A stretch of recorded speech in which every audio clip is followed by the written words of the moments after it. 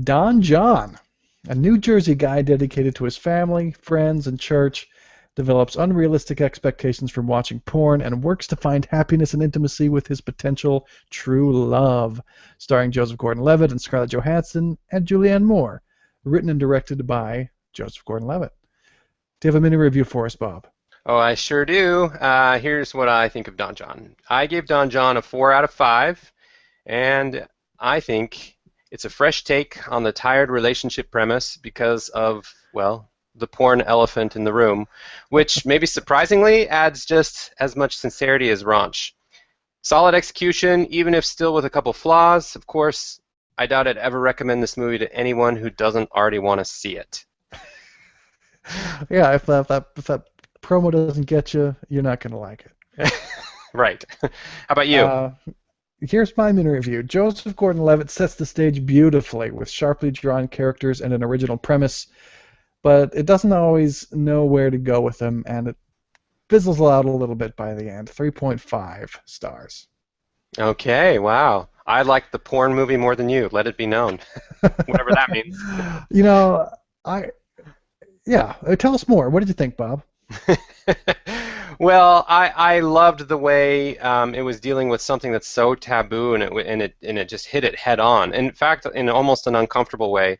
Let it be known that from some stuff I read online that it was just as painful to edit it exactly as it was presented, but for different reasons. I mean, this movie barely squeaked by with its R rating because Yeah, sure. to edit porn down to not showing any sort of genitalia, that's an art form in and of itself, right? Yeah, and it was, for a while I started looking just to try to And wonder, wait. but no, they did a pretty good job with that. Right. But that wasn't your question, was it?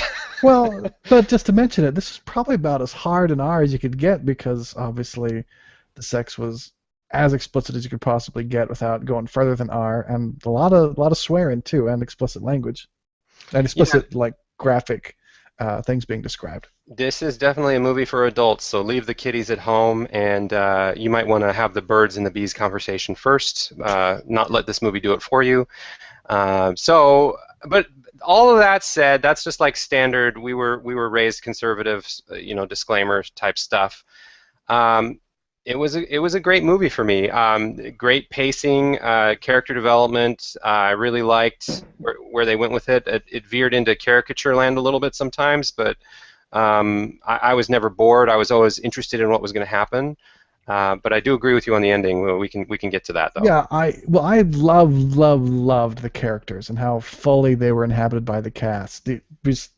They drew such a great picture of these characters. I mean, Joseph Gordon-Levitt as his sort of meathead Jersey Shore guy, and Scarlett Johansson as that Jersey Shore girl. It was just amazing. I think this is one of the most impressive roles I've ever seen from Scarlett Johansson. Usually, you sort of question how great of an actress she is, but she really pulled that off. I don't know if I'm alone here, but I thought she was fantastic. No, she did a great job. In fact, arguably, her role was much more complicated, even though in some ways it felt straightforward. That was some serious acting. Whereas Julianne Moore, on the other hand, I had more mixed feelings about her, and I think that could have been an interchangeable sort of, anyone could have done that role by comparison. Yeah, that's probably true. I was really surprised by how big of a part she ended up playing in the movie. I guess I didn't get that from the preview, but obviously the preview doesn't show a bunch of stuff like that. And Joseph Gordon-Levitt, his character was pretty cool too. I mean, they just come right out with it. I mean, you get this in the preview too. But yeah, he cares about his certain amount of things, and one of them was his pad, cleaning his apartment, and that ended up being a little bit funny down the road. In fact, I guess it's maybe time to talk about that. But one of my favorite scenes was when they're in the hardware store, just looking for blinds, and he's like, "Hey, I'm just gonna go pick up some Swiffer pads." He's like, "What?" "Yeah, some Swiffer pads. So these things you don't have to mop. Like, how do you clean your floors?" What? I don't clean my floors. And it's being this huge argument. She's like, "Stop talking about that. You're really turning me off right now." "But I like it." "No, never clean your own house again." When we live together, you're never going to clean your own house. And he's like, "Okay." And he just drops it in that guy way of dropping something where you totally disagree in your head, but you're like, All right, backing away from the explosion. It's not worth it right now. I'll just come back tomorrow and pick up my Swiffer Pats. Exactly. Yeah, that was one of the scenes I liked, and one of the, yeah, they had a lot of great chemistry there. I think I keep kicking my table here, and my screen goes skew wallpa. Sorry about that. Yeah, so let's talk about Julianne Moore. I mean, that's what's next on my list, huh? So she ends up being this older woman, and I guess, for movie reviews, most people haven't seen it by now, so it won't get too spoilery. But she ends up coming into the story, and she's sort of this older woman who sort of guides him in the ways of being a grown up and being in love, I suppose. Mm. But you mentioned that they didn't really you didn't really groove on her so much.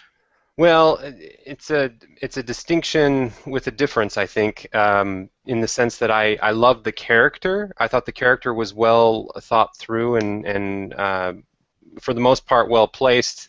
But Julianne Moore's interpretation and just she is the person playing that character of this older woman who is both sexy but wise and has gone through a lot of both positive and negative things in life and a lot of wisdom especially in the sexual side to give back to our lead meathead character. I don't know. I guess I've seen Julianne Moore in so many things. Like it just felt like, sure, she did fine, but it could have been better. Yeah, okay. I mean, I thought she was fine. I don't have anything really negative to say about her, but I don't know that she was a huge part of what I liked about the show either. Before we get on to my biggest issue with the show with the movie, I did want to just say if I can somehow reiterate just how fun all the characters were. I mean, we've got Tony Danza, we've got Brie Larson, Yeah. several other people who are just doing a great job with their characters. His friends when they're going out, just like you say, it's fast paced and just funny. But it's not, and these guys are never like too creepy, even though they talk about guy stuff and objectify women all over the place. It feels somehow charming instead of overly creepy somehow. I really like the world that we have here to inhabit.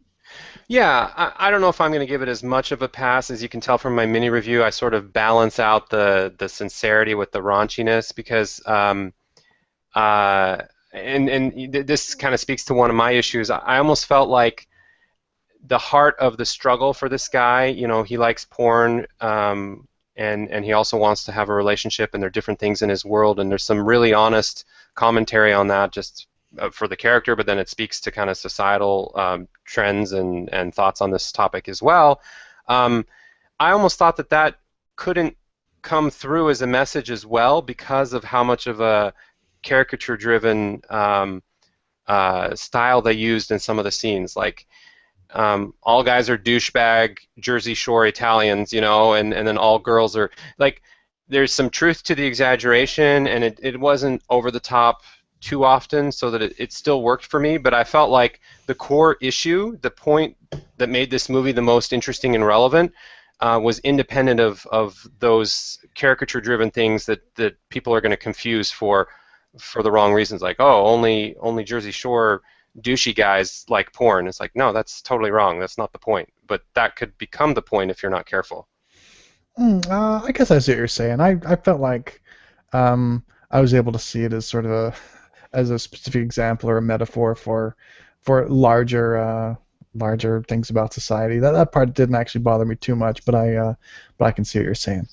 And the other thing, just to reiterate, the porn in it is there's just a lot of it. Sure. Yeah. There all the time, and I sort of got desensitized to it fairly quick. But it's just there. It's front and center. If there's a problem in this one, it's what I'm going to call the Ron Swanson problem. I think it half-asses two things when it should whole-ass one thing. Okay. I feel like it sort of went off in two directions, and it didn't do either of them particularly well. I couldn't figure out if it wanted to be about him learning how to have any relationship with a woman and going through with his girlfriend Scarlett Johansson and figuring out how to navigate that better, or if it was about him figuring out how to have sex that isn't just porn-inspired sex, and I felt like I tried to go both ways, and I didn't really buy either of how those things played out. Yeah, I had similar concerns. The way I was going to phrase it, and tell me if this is overlapping with what you're saying.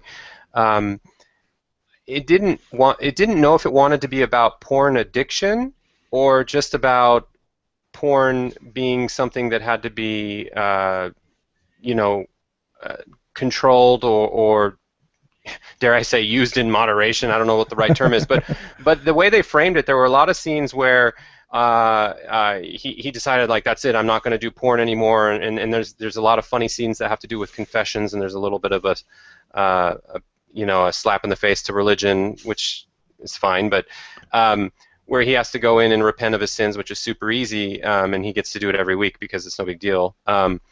But the point is that the movie ends up framing porn as abstinence or borderline obsession slash addiction, and it doesn't start that way. It starts with a more nuanced take on the whole issue, if you want to call it an issue, but then it ends up with like some weird morality stuff that I was sort of confused by. Yeah, it starts more nuanced, and then it gets more black and white toward the end, and most of the time movies tend to go the opposite way. Right. Yeah, I think that's fair enough. If I were to just wrap up my own thoughts on this, I would say I really enjoyed a few of the characters. I giggled a couple times just how fun the world was that they drew. I don't think they ended up going in directions that I wanted to see them go in ways that were very satisfying, but I'm glad I saw it, and yeah. Anyway, give us the last word on this, Bob. What do you think? Well, I absolutely love this movie for a couple of particular reasons. So I felt like we've given a lot of time to the negatives, and I just want to say quickly, like the interaction between Dawn and Barbara, so Scarlett Johansson's character and Joseph Gordon-Levitt's character, that was brilliantly written and well Yeah. played out. That is a relationship that is worth seeing on the screen because it's real and it's great, and it highlights some really realistic tensions that can come, that can happen in anybody's relationship, even if it's doing it in a maybe an exaggerated fashion. So I love that, and then I just want to say also the commentary on porn itself, especially in the first half of the movie. I thought that was really well done. I mean, it's not for everyone, and it's I'm sure it's offensive to a lot of people, probably, but it was honest, and it was portraying something and talking about something in a open and sincere way that it didn't. Instead of offending me, it just got me thinking like, oh, that's interesting. Yeah, okay. So I like that about the movie, that it challenged kind of the status quo way to think about things. Right on. 3.5 from me, 4 from you, huh? Yep, That's a recommendation. Definitely go see it. cool.